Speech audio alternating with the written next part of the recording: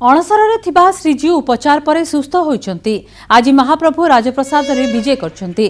गतकाली एकादशी तिथि रे असुस्थ विग्रह मानकु दशमूल मोदक लागि हेबा परे महाप्रभु सुस्थ होती। महाप्रभुंको चका विजय होती। दीर्घ दिन धरी महाप्रभुंको धला फूल लागि करा जाउतबा बेले काली प्रथम थर लागि तुलसी लागि होइतिला। सेपटे घोषयात्रा को आउ 3 दिन बाकी। एथिपाई रथ निर्माण काम जोरसोर चली। पतरा निर्माण सांगकु कलश निर्माण मध्य शेष होइछि। रूपकार माने कलश को रंग देवा आरंभ करछंती। रथखळा पहुंची सारी रथ दौड़ी।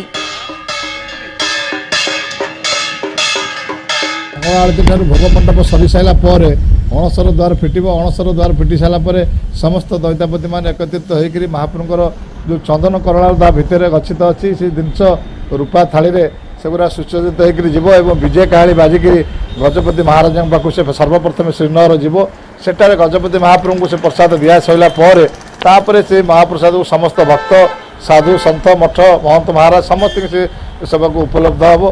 तेणुक आज ये कार्य सरला पुणी महाप्रभुर राति घणा कटा घणा लगी श्रीमुख होता ये आज राति 6टार पुणी कार्य आरंभ हो काली रात्र 10टा जाए। बर्तमान महाप्रभुर 15 दिन सेवा अणसर दैतापति मान दिन राति समस्त एक भाव समस्त कार्य लगी पड़ते। दिन राति कौन सी प्रकार किसी देखा जाऊना कहीं महाप्रभुर घोष यात्रा समस्त कार्य दैतापति मान निष्ठापर सहित भक्तिर सहित कर।